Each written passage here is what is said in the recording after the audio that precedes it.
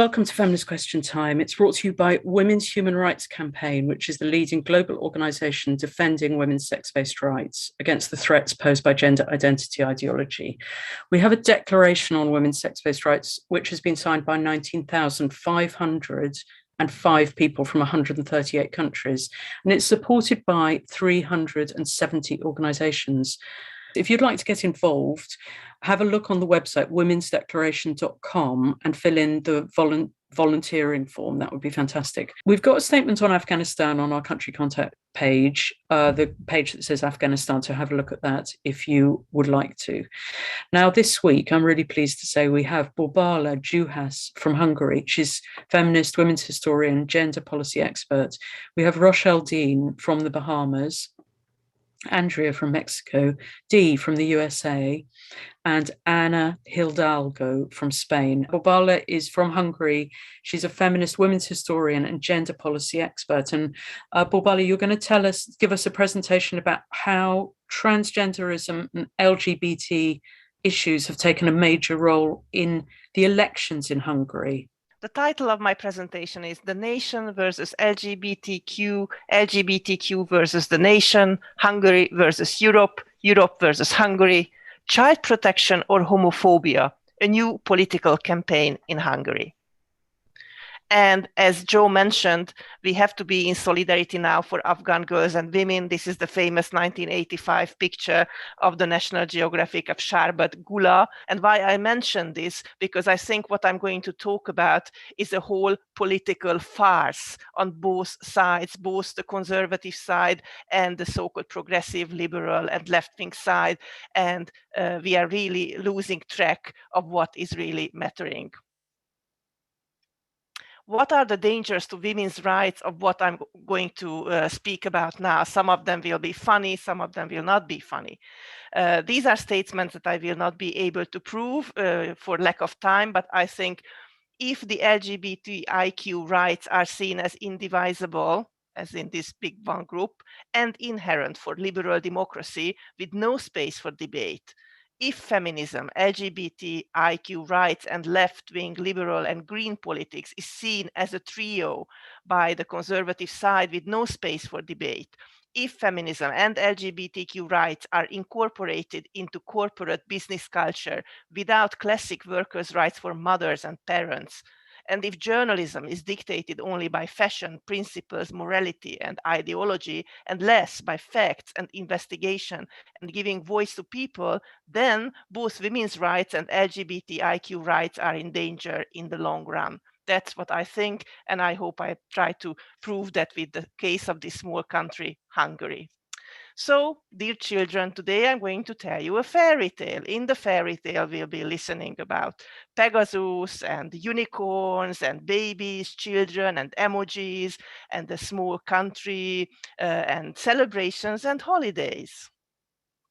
And also, I'm going to talk about Viktor Orban, who is the Hungarian Prime Minister now. He's from the party called Fidesz.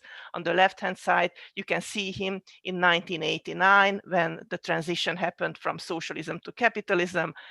He was a young man. He's only a few years older than me. And on the right-hand side, you can see the same person leaving on the government plane for a football event because he is a great football fan, and written on the football apparatus, you can see Hungary.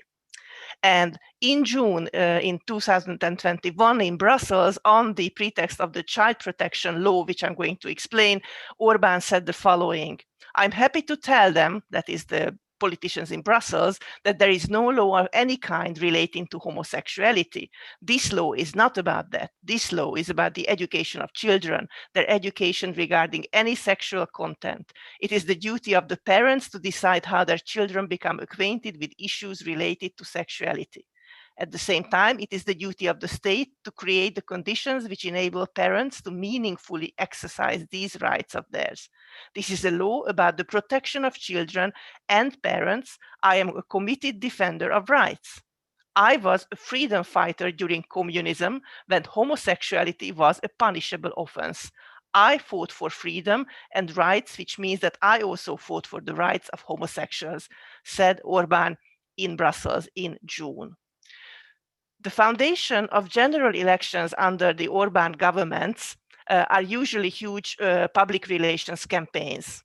The first one was about the Hungarian philanthrope and billionaire, Hungarian origin, he's an American citizen now, George Soros, and the NGOs, including my workplace, the Hungarian Women's Lobby. The second was during the 2015-16 refugee crisis about migrants. And right now, this is the LGBTQI community. These are the topics. We are going to have general elections next year in 2022. So how the LGBTQ topic became the focus. Last year, first in the infamous Section 33 of a mixed act, they banned the legal gender recognition of people through that the Hungarian IDs must contain sex at birth, and this cannot be changed. So the sex, the birth sex must be at the ID for all times. This also is reflected what kind of first name you can choose, because in Hungary you cannot just choose any kind of first name, just the names on a certain list. Also, an attack on an LGBTQ sensitizing fairy tale collection ensued. You can see the book on the right-hand side. This was published by the Labris Lesbian Association by my very good friends. And the title goes, Fairyland is for Everyone. It's going to be translated into many languages. Very serious extreme right-wing attacks happened against the book, but this was only the start of a great coordinated government attack on LGBTQI rights.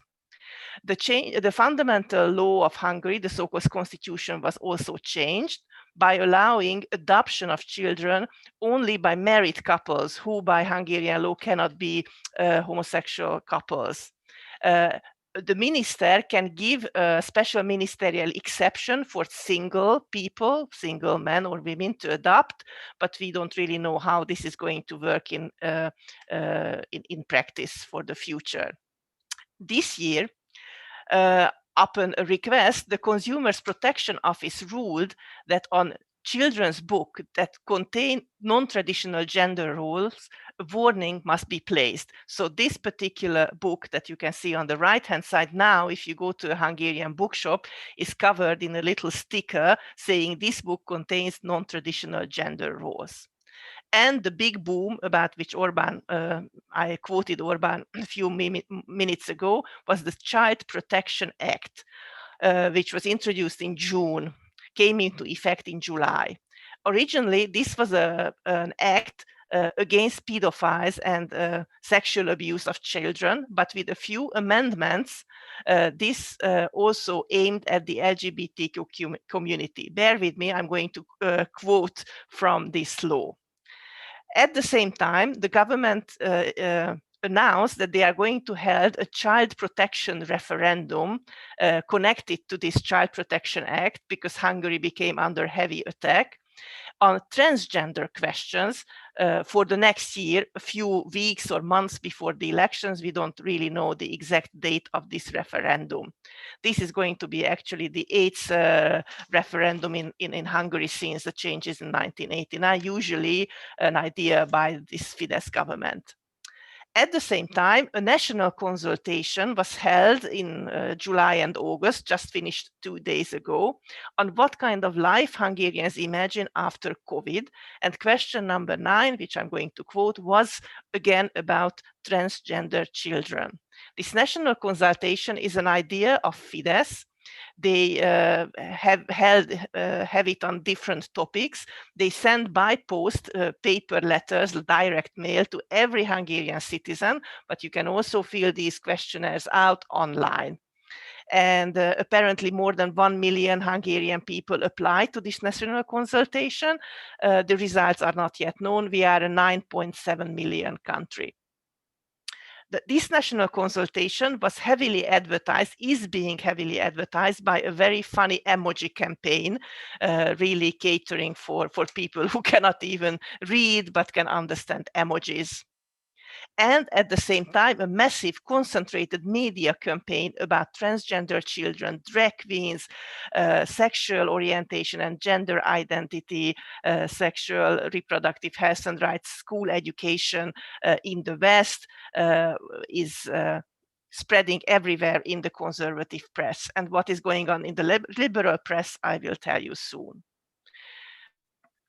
I highlighted the English translation of the actual parts of this Child Protection Act that came under heavy fire. I really doubt that many politicians in the EU or in the West have actually read this very, very long act, very long law.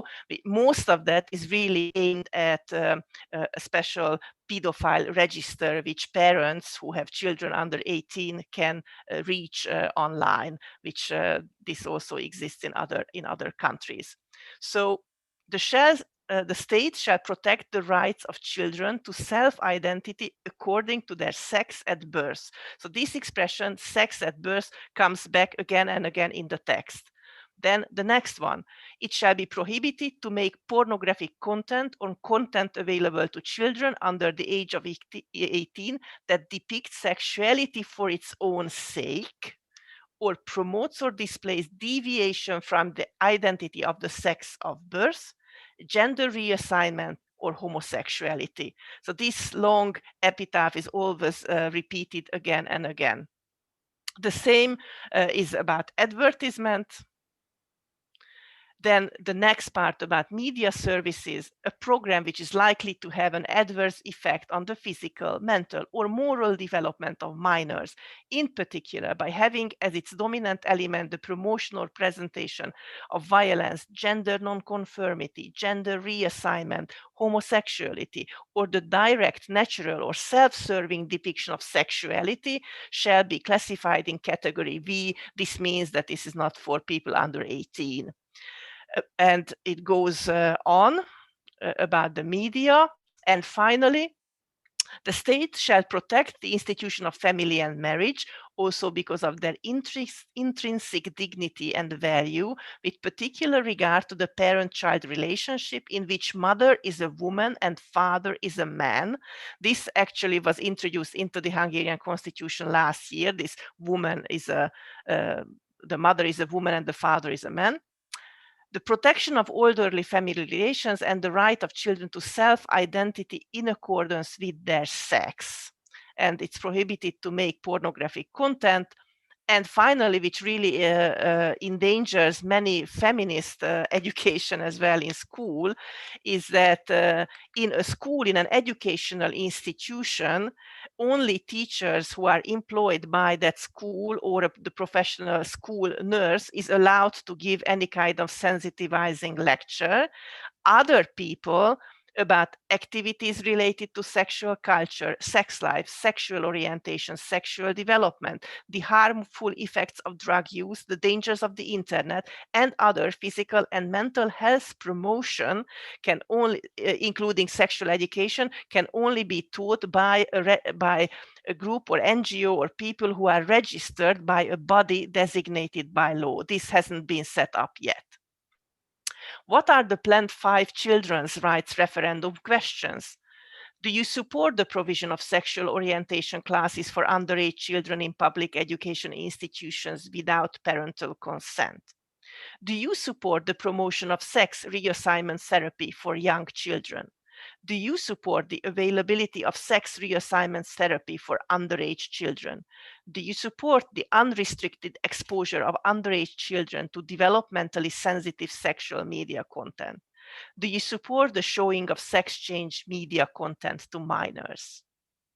The national consultation that finished 2 days ago, there were 14 questions on different topics from really different topics from social life to George Soros to migrants. And question 9 was the following. Organizations funded by George Soros have launched a wide-ranging international attack on Hungary over its child protection law.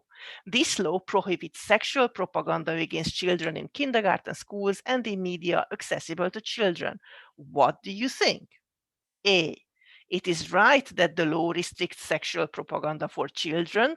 B, sexual propaganda aimed at children does not pose a risk, so it is unnecessary to ban it. This national consultation was backed by this Emoji Campaign. The text that is relevant to our topics reads, "Do you fear for your child from sexual propaganda?" That's the third little emoji who is very angry.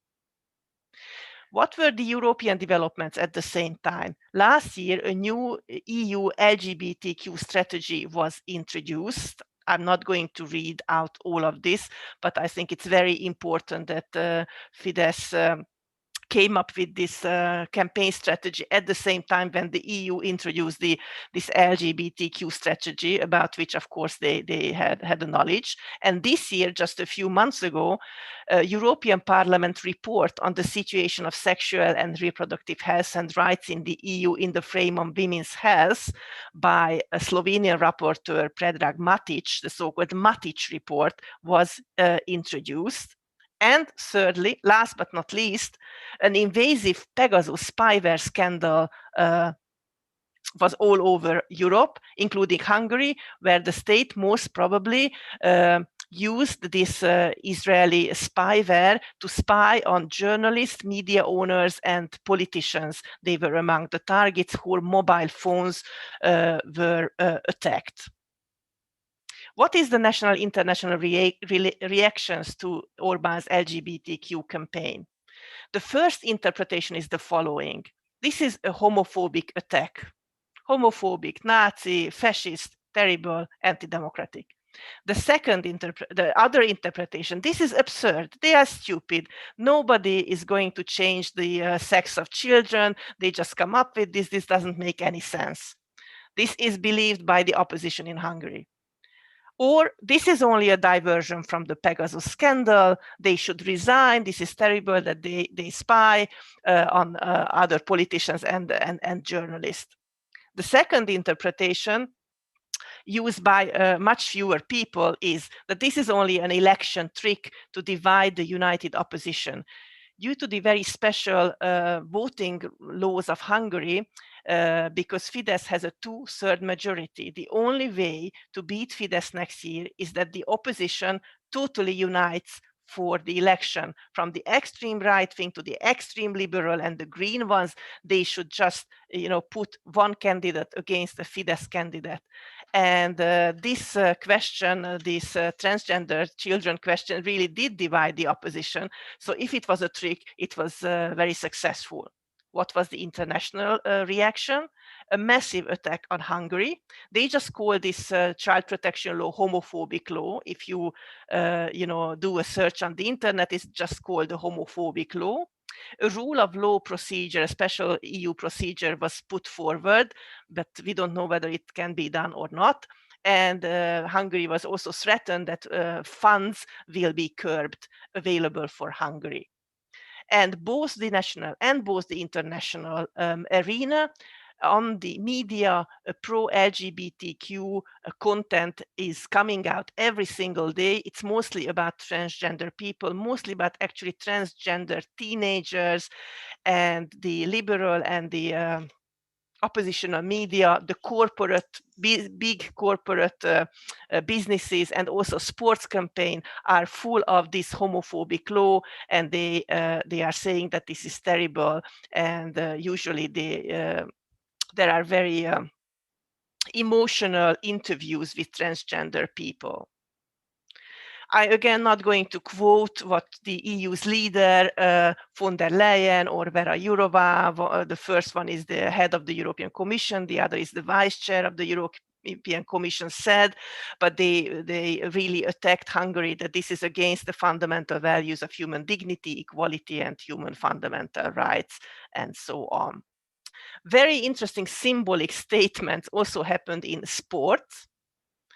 In this summer, we had the European Football Cup. On the right-hand side, you see a plan. This actually was not carried out, but a plan that the Munich stadium is going to be colored in rainbow colors The mayor of Munich, Dieter Reiter's idea was that it should be colored, but the UEFA, the Football Association, did not allow this coloring, but the whole of Munich was colored these colors when the Hungarian-German match happened in Munich.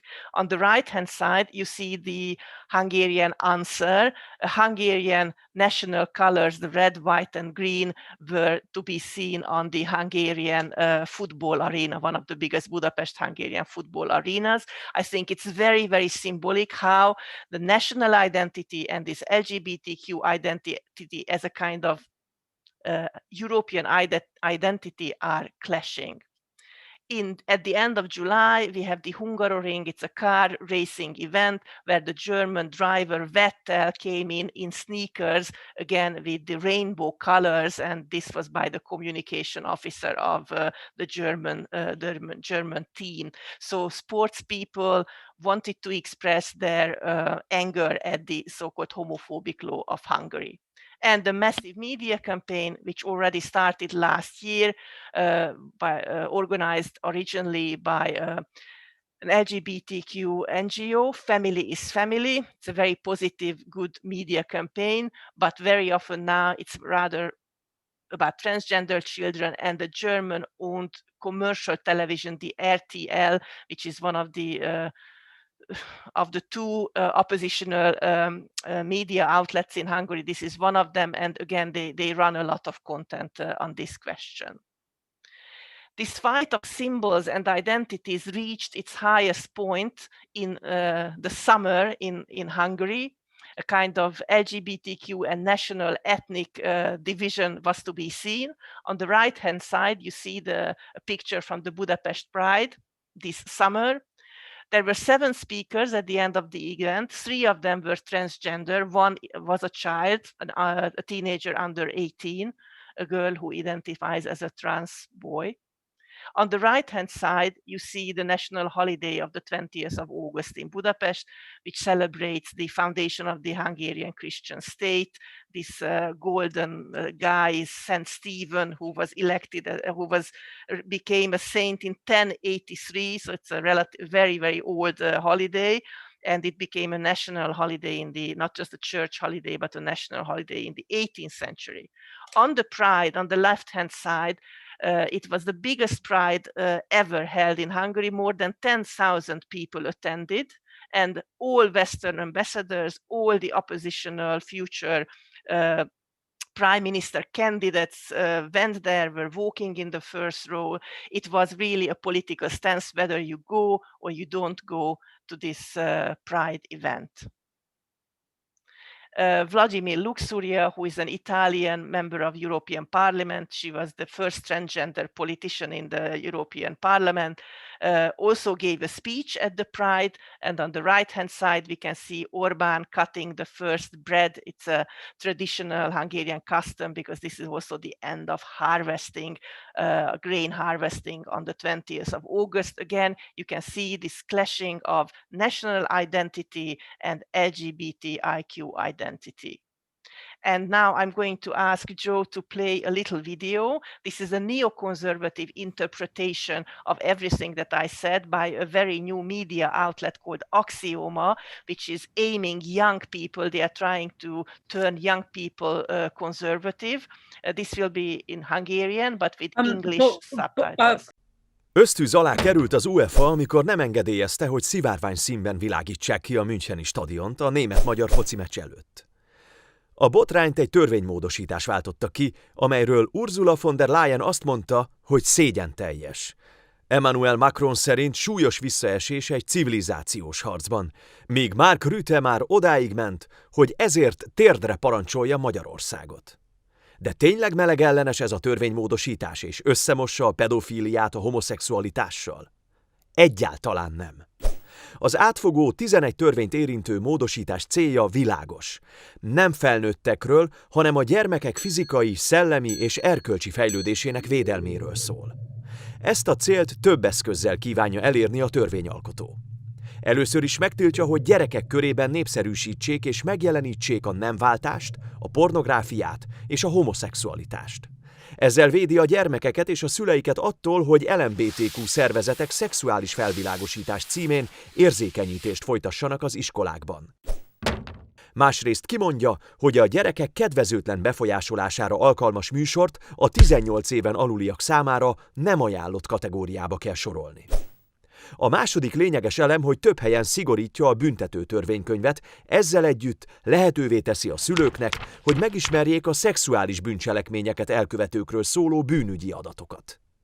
Harmadszor a munkatörvénykönyvében eszközöl változást úgy, hogy tiltja a munkaviszony létesítését a bűntettesek nyilvántartásában szereplő olyan személlyel, aki gyermekek nevelését, felügyeletét vagy gondozását végezné.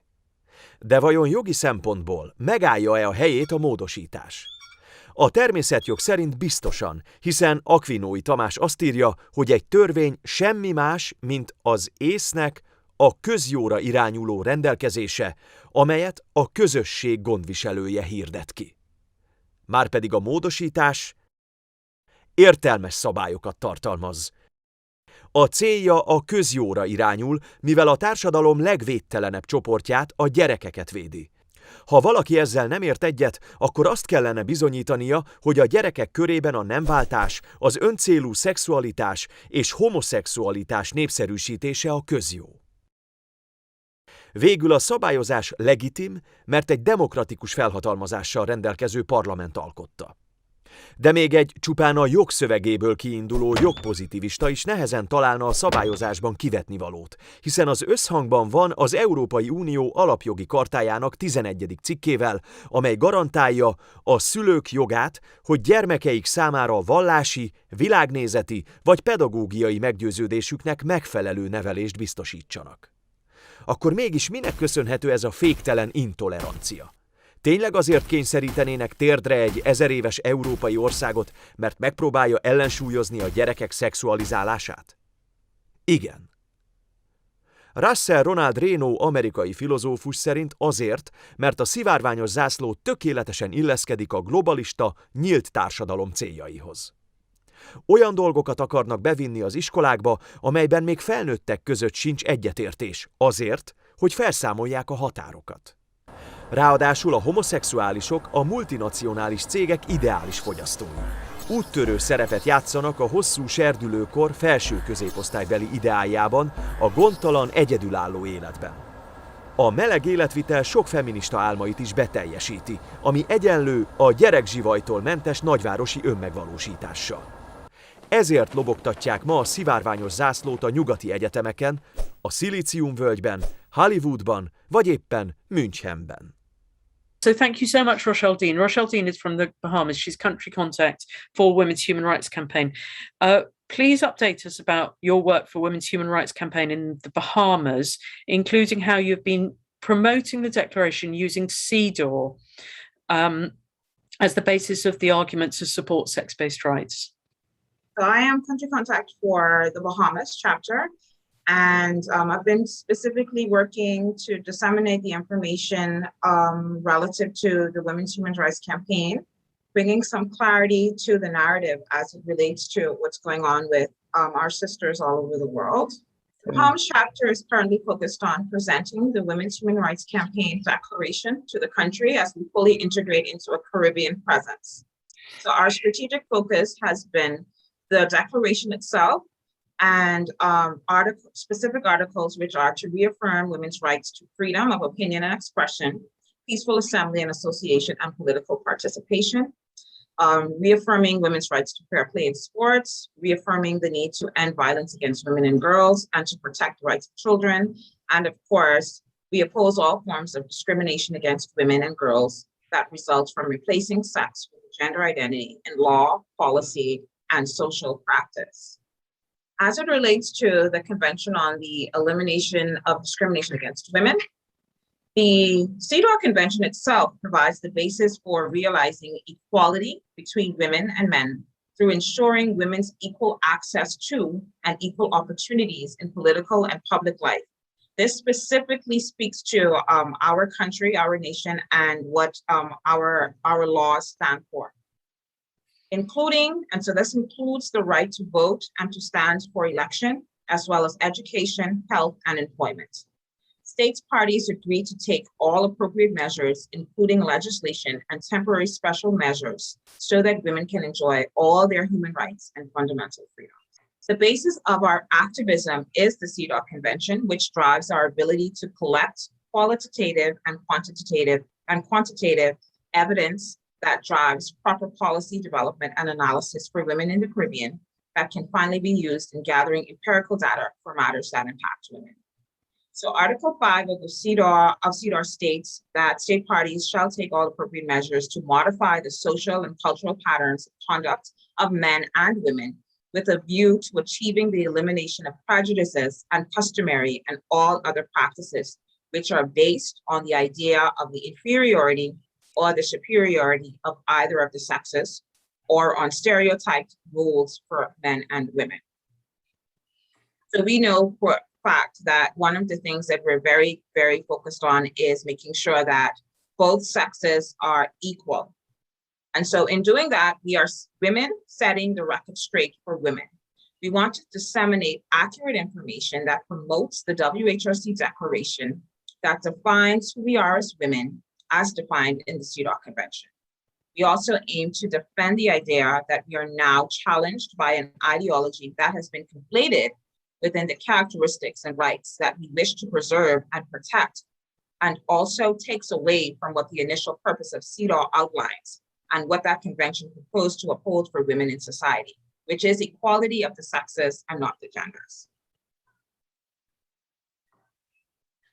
And so that brings us to sex, gender, and equality and duality. So gender is the range of characteristics pertaining to and differentiating between femininity and masculinity. Depending on the context, this may include sex-based social structures, for example, gender roles and gender identity. And most scholars agree that gender is a central characteristic for social organization. So most cultures use a gender binary having two genders, boys or men, and girls and women. Equality represents only two values in order for equivalence or value equality to exist by two variables to those who believe in the concept. So without duality, there is no value. Women are biased, which is a fundamental human right that we received at birth. And we should not be made to feel indignant or discriminated against by an unnatural, unfair advantage. We have a right to say that this is unfair. And so it is a fundamental human right. There is no way that anybody can say that we are discriminating against anybody for, again, exercising our human right to say that we disagree with the gender ideology. CEDAW committee recommendations for the Bahamas does actually include gender ideology and the elimination of discrimination for transgender women to advance gender equality. However, the Bahamas government opposes these recommendations as proposed by the CEDAW Committee and the United Nations Human Rights Council, stating that the country identifies with conservative Christian values that are the basis of social norms within the society at large and the country. So what's happening is we have recommendations by the CEDAW Committee, but again, there's also the social opposition, and that is 100% supported by the government. And so if we know anything about dualism donates the state of two parts. The term dualism was originally coined to denote co-eternal binary opposition, a meaning that is preserved in metaphysical and philosophical duality discourse, but has been more generalized in other usages to indicate a system which contains two essential parts. So moral dualism is the belief of the great complement or conflict between the benevolent and the malevolent. It simply implies that there are always two moral opposites at work, independent of any interpretation of what might be moral and independent of how these may be represented. Dualism drives equality, and equality means everyone should receive the same treatment, which is the basis of human rights. As it stands, gender equality and anything that supports that ideology does not promote equality. Actually, it proves to abolish equality and dualism.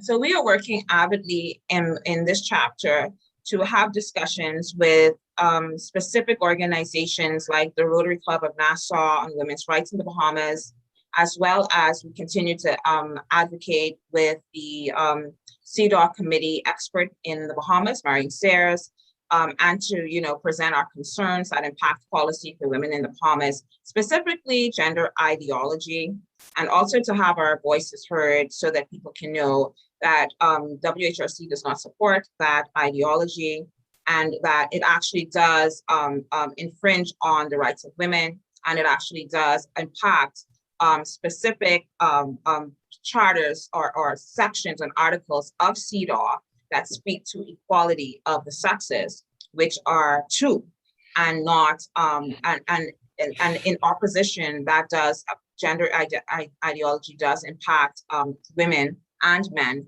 in that instant. And that's something that we are working very hard to make sure that we want to allow the CEDAW committee to know that we're very concerned about that this does impact the CEDAW Convention within itself. It impacts the basis of human rights. And so it is just something that we have to continue to advocate for. And so we continue to have those discussions, and we continue to disseminate that information so people can know that duality is actually equality. And if we are going to speak about equality, there has to be a level of inferiority, because that's what we are advocating for, equality. And so what that means is that CEDAW set out in its convention that one of the sexes has always been inferior, which was women. And so the challenge with CEDAW was that we are fighting for the equality of women and men. And so gender ideology is just a distraction and something that actually has no basis. The basis of it actually is to abolish physics and metaphysics, which is yin and yang. And it really produces nothingness. And so that's really our focus right now, making sure that people have that understanding so that there is no confusion as to what we present, what we are talking about, and the fact that in order for the basis of CEDAW to continue to have its standing and to continue to advocate and produce the outcomes that we want for women, we have to set the record straight, particularly for some of the things that gender ideology actually does to the CEDAW Convention. And it does diminish, if not many of the articles, it actually seeks to abolish it. And so you can contact Bahamas, womensdeclaration.org to discuss if you would like to assist the Bahamas chapter or discuss further things that we can actually present to our CEDAW expert committee expert as we continue to advocate. Please do reach out to me. The absurdity of gender ideology cannot be justified with CEDAW. And I think we need to remember that when we are advocating for ourselves as women. There is no basis to gender ideology. It all boils down to it being nothingness.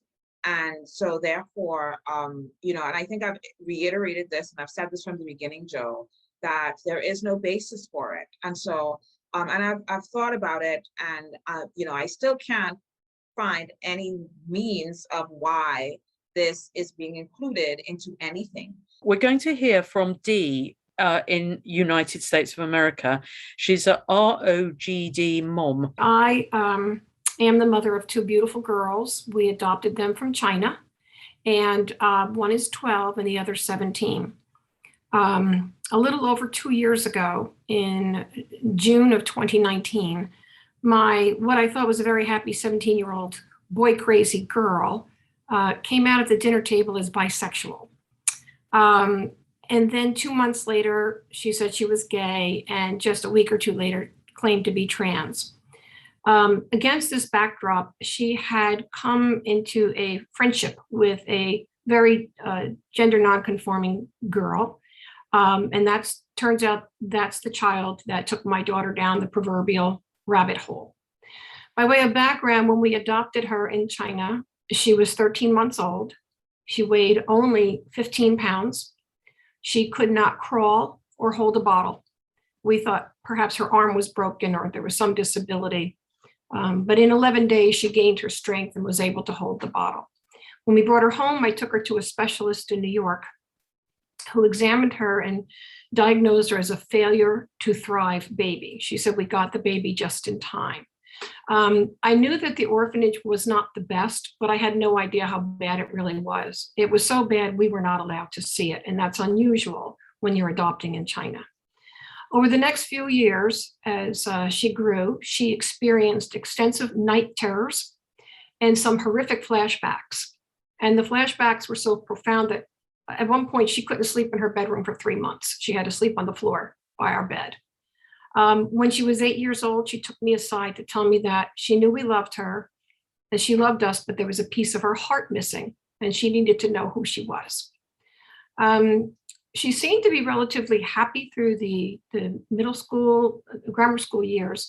High school was a big change because she went from a very small Christian school to a large public high school. And for me, this was quite an experiment because I had 19 years of a Catholic education, which I survived, but I was not familiar with the public schools or how they were run.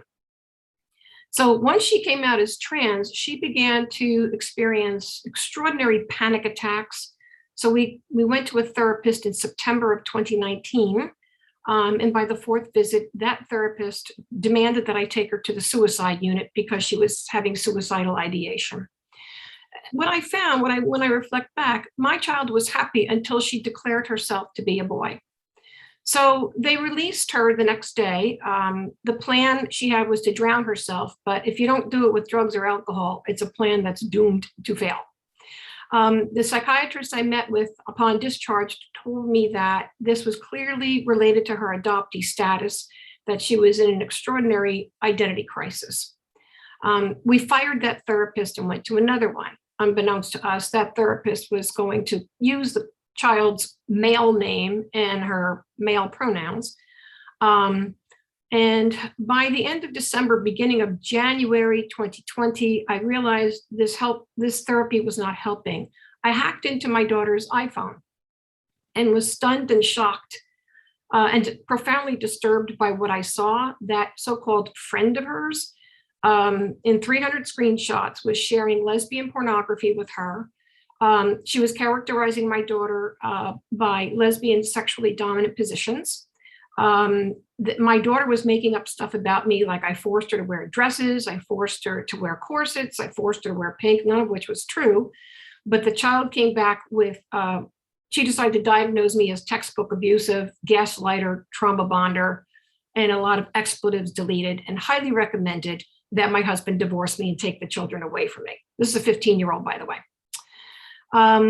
So I was shocked and stunned, and it really profoundly impacted my relationship with my child. It really was toxic. I couldn't even look at her. I was so angry and I felt like I had been stabbed. She did nothing to defend me. And then the girl also mentioned that all of her friends' mothers had a safe house for her. I met with that kid's mother, and it turns out the mother was under the clear impression that we lived in an abusive home, which was frightening for me because I was applying for a position that I would not have gotten if social services had decided to investigate me, whether I was cleared or not, which is why I'm not appearing with my face, because it can affect your ability to get a job. In any event, we then fired the second therapist. It wasn't working. We hired another one that we had to fire after the first visit because she used the male name when we asked her not to. And it was then in March of 2020. Now, it took me 6 months to figure out what was going on, and I've got a legal background, but Google did not want me to learn about rapid onset gender dysphoria. It really made a concerted effort to block me. Google realmente estaba haciendo un esfuerzo para bloquearme. Yeah, and so I found Lisa Conocí, and I found Sasha Ayad. I had a consult with her. And at that point, I had found a psychologist who specialized in body dysmorphia and anorexia. And Sasha said she thought that would be a good fit. And it has been a good fit. The woman confirmed for me last month, that my daughter is not a transgender, that she suffers from pre-adoption trauma. No surprise there, okay? And what I also learned last year in a webinar sponsored by the Netherlands is that the first wave of girls coming out as boys were Chinese adoptees. I contacted our adoption agency and I said, is any other mother with her hair on fire calling you to say, this is what's going on? He said, no, but we've had a number of our adoptees transition. And the second wave in the Netherlands were girls on the autism spectrum. And I believe that this friend of my daughter's is on the spectrum, and her mother believes that too. This is a cult, women, ladies, it's a cult. There's a great book. It's called Desist, Detrans, and Detox by Maria Keffler of the Partners for the Ethical Coalition. The mother that I met with said, I know it's a cult because I was in a cult. She herself had been in an evangelical cult. She got herself out of it, but they basically married her off to her husband. She really didn't have much of a choice in that, but she got herself out of it. So she is committed to getting her daughter out of the cult as well. We are still working with the psychologist. My child has a fear of growing up. She doesn't, can't think about going to college. It's overwhelming. And so we've made baby steps in progress. I can tell you that cognitive behavioral therapy has worked. And this is a marathon. It's not going away anytime soon. I found out that she's been following a quote unquote gender surgeon on TikTok. This is a plastic surgeon who uses TikTok and Instagram and Facebook to glamorize mastectomies of healthy breasts, promotes them as life-changing, happy. I can make you, happy overnight, with pictures of patients with their scarred chests, right there for children to see. And I know from studying it that children under 13 are even looking at these videos. So this is a war on women. This is absolutely a war on women. It's trying to erase us. And I know it's happening to boys as well, but girls, I think there's been a 4,400% increase in girls identifying as boys in the past 10 years. So I am hoping that love carries the day in our house. My daughter's still firmly entrenched in the ideology. From a personality standpoint, she's a compassionate, empathic individual. And but she's not a leader, she's a follower. And I think that's how she got down the rabbit hole so quickly. So I pray every day. I'm not a religious woman, but I do have some faith. And I just hope that, as she grows up, but I fear her turning 18 because then I really lose all control and authority under the law. The kid can run out to Planned Parenthood and get her testosterone fix, if you will. And that's another issue I have with Planned Parenthood. I was a supporter of women's reproductive health rights, but I wrote them a letter saying, this is not a reproductive health right. You are sterilizing women. You're returning to your eugenic roots. And so I can no longer support. And in fact, they're making more money off testosterone than any other health service that they provide. So this is the anti-reproductive health as far as I'm concerned. So thank you for giving me this opportunity. I am not alone. I belong to a group of women who are going through this. And I also am very heartened by the launch of a website called genspect.org. They are doing wonderful work advocating for parents like us who have to, withstand comments such as you're a homophobe, you're a transphobe. The school, I had to run to the school and run interference. They were using the male name, the male pronouns. I have to do it with the driver's ed instructor. I have to do it with any adult that she encounters to say to them, please do not use the male name because you're making it more difficult for her to dial it back when the time comes. I can't control what the kids say. I can't control what the cousins do. I have family members that I think are opposed to the way I'm raising my child, the way my husband and I are raising our child. And it really, you feel like you're under siege 24/7. It's a very difficult situation. I love this child. When they placed her in my arms, it was one of the happiest days of my life.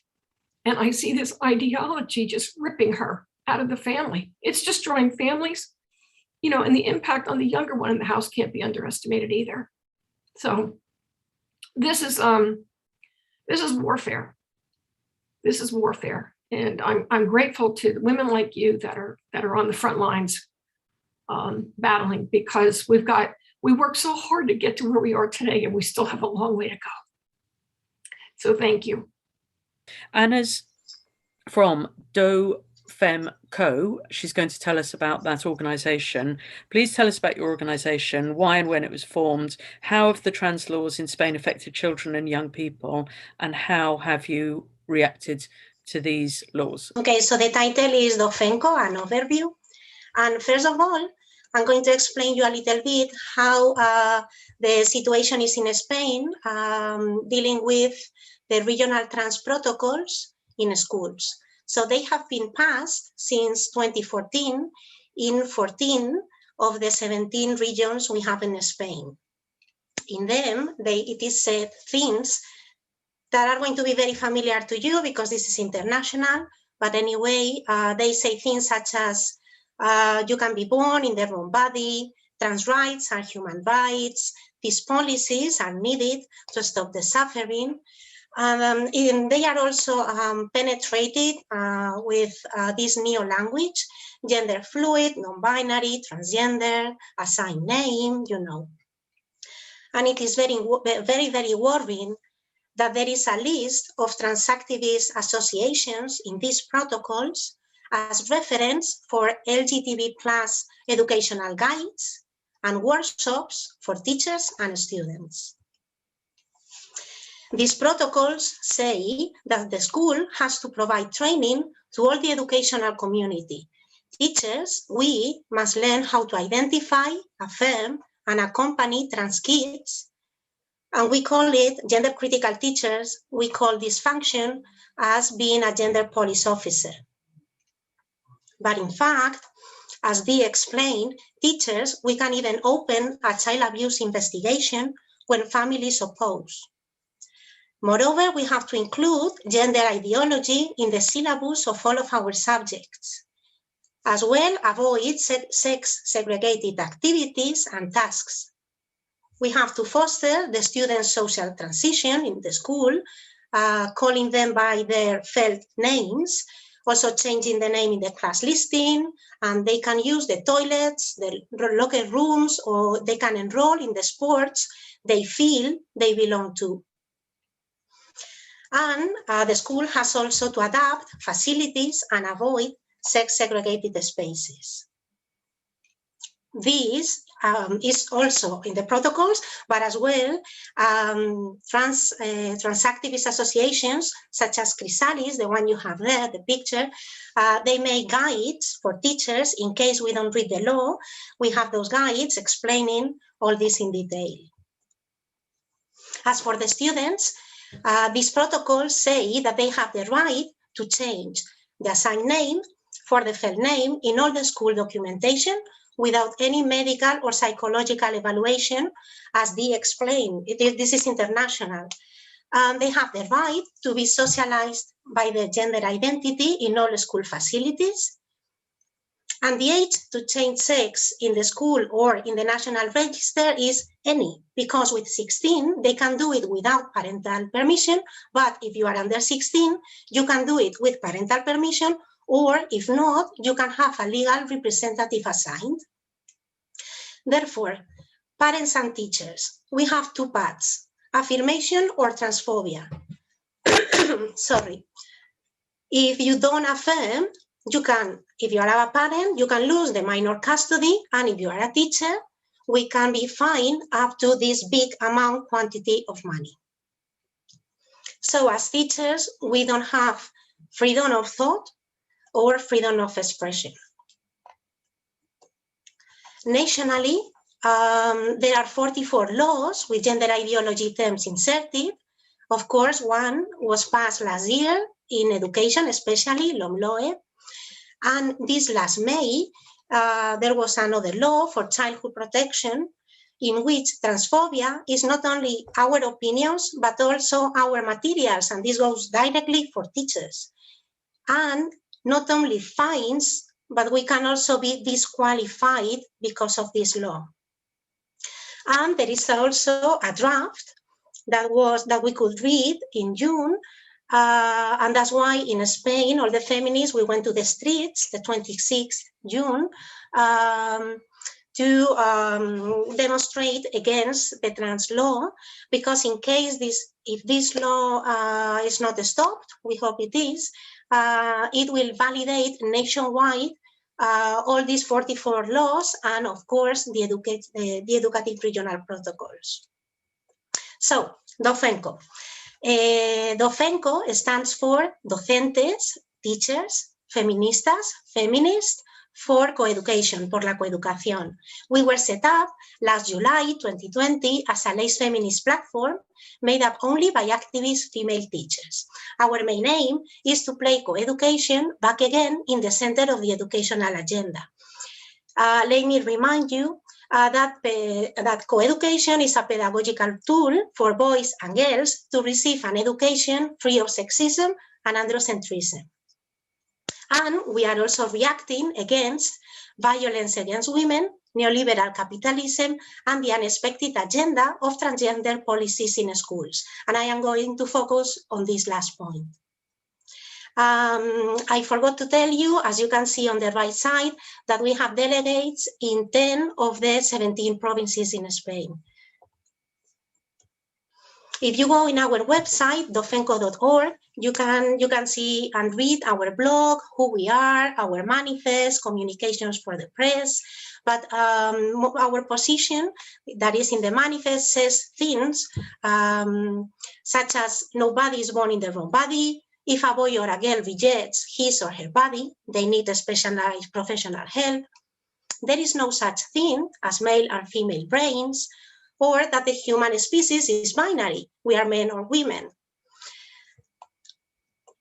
We are organized into 6 different commissions: families, students, teachers, research, communication, and representation. And now I'm going to tell you a little bit about each of them. In the Families Commission, we deliver informative talks and leaflets for families and families school associations. This, for example, is a triptych that we send by email to all the families associations in Spain, and you can also have it in paper. Also, in the Families Commission, we give parent support. So cases similar to the one Dee recounted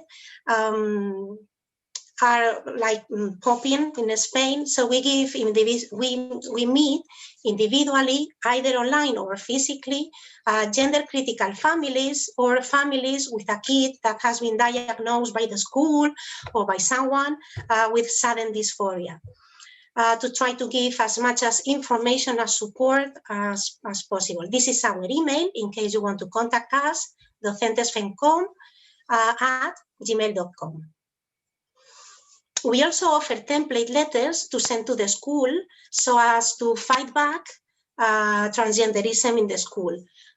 For example, reminding the head teacher the girls' fundamental right to get access to segregated toilets and locker rooms. Also templates to ask for information or to complain about external educative trans workshops, or to ask teachers for the syllabus and reading list in advance. In the Students' Commission, we have made, and we plan to have many more, interviews to gender-critical young women, as the one you see there, that is Paula da Pena, a footballer in Spain, that Carmen Luengo, one of our teachers, is interviewing, to provide role models to teenagers that are gender-critical and feminist. We also write articles to denounce how transactivism impacts on young girls, as the one you have in our Telegram channel about the Olympic Games. And we make a lot of feminism on TikTok, because it's the app where all students, teenagers are. In the Teachers' Commission, we assist gender-critical teachers who contact us worried about the number of sudden cases of dysphoria, teachers who are afraid to speak in the school or wanting to object to transactive workshops, but they don't know how. And we also give informative talks for teachers or for the general public, as Alicia Boluda is doing there on Instagram. We also have webinars on coeducation to regain its aims, because as you know, it has been kidnapped by transactivism. There you have an image that says everything. So coeducation nowadays is no longer between boys and girls, now it's between circles, triangles, squares, you know. And we also have a library in which there are lots of documentaries, feminist talks, and also books for kids, teenagers, also for adults and parents to learn about coeducation. And we also give recommendations, and as the ones you see there with green ticks. But also we have, as you can see with the arrow, there are some books that pretend to be feminist, but in fact they are transgender, they include transgender ideas. So we also write like warnings with crosses, red crosses, for books, as this one that says Niñas and Niños, that is the title, boys and girls. However, we have seen sentences such as también hay niñas con pene y niños con vulva. That is, there are girls with penises and boys with vaginas. So as you can imagine, we don't recommend it at all. In the Communication Commission, we inform, attend, and get the media involved. So we make lots of interviews. We say yes to everyone that invites us to talk or do whatever. We had a press conference last February, as you can see down on your left hand, about the impact of the trans law in the schools. And it was a really big success. We are very proud of it. And it has had lots of views, as you can see, more than 5,000. And we also publish articles, gender critical articles, in the few general interest newspapers that allow us to do it. Because if most of the society is calling us TERFs, as you can see down below in the center, that is an article that talks about the TERFs brain. The way to get our word spread in general interest newspapers is very narrow. And by the way, I can say that in the academia, in a special educative journal, it is impossible to get published. Another commission, the Research Commission, which is led by Silvia Carrasco, that you know her because she has already been here. In this commission, they register trans children cases. Also, they register official trans school guides and those of trans activists and teachers' unions. As you can see, those three are teachers' unions along with trans activists, and that is what we see inside the schools. Teachers, we have to learn with those kind of guides. So what we do is to dismantle them with scientific objectivity and then to inform the public about what they say. We also have all the social media available, Facebook, Instagram, Twitter, Telegram channel in YouTube. And in our web, something we do thanks to our translators and designers is that every time we see something interesting, for example, Abigail Sayer gave an interview on TV and we really like it. So we wanted parents to see it and also teachers. So what we did was to translate all the interview, and you can play it and scroll down and read it in Spanish.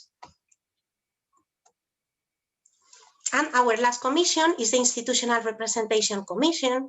And there we try to address and to meet teachers' unions, political parties, women's institutions, the Ministry of Women, and the E is in capital letters because they just decided like 3 months ago to change the name. And you know that everything that is in plural, it usually has behind the patriarchy. And we also try to meet the regional boards of education and equality.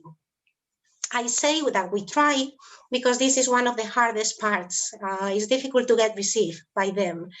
On the one hand, we have politicians, as you can see on the left side, Here we have an example of two left politicians calling us directly TERFs, so that you can see how they are addressing TERFs, directly from political parties. In the center, we have the image of Carmen Calvo that was supposedly hanged figuratively in Santiago de Compostela in February, and she was made resign. She is no longer in the government. So imagine how hard is transactivism in the streets. So if you want to Google in Barcelona, the 26th June, when all the women, as I told you, we went to the streets to demonstrate against the trans law. There were anti-riot policemen, police officers trying to stop all these people, with the shirts, kill the TERF. They were very, very violent, and the women there, the gender-critical feminists demonstrating legally, were set by police to flee from the square they were, because the anti-riot police couldn't contain these trans activists. So with politicians and trans activism in the street, it's getting very, very difficult to get our word listened by the administration. And finally, the nice part is that in the Representation Commission, we established national relations. We work with many other feminist Spanish associations in Confluencia del Movimiento Feminista. And we also established international relations. We sign any manifest or letter supporting girls and women's rights, such as the Women Human Rights Campaign letter, obviously. And we also work and meet monthly with other educational associations, such as Partners for Ethical Care, Transgender Trend, or Safe School Alliance. And that's all. Thank you very much for listening.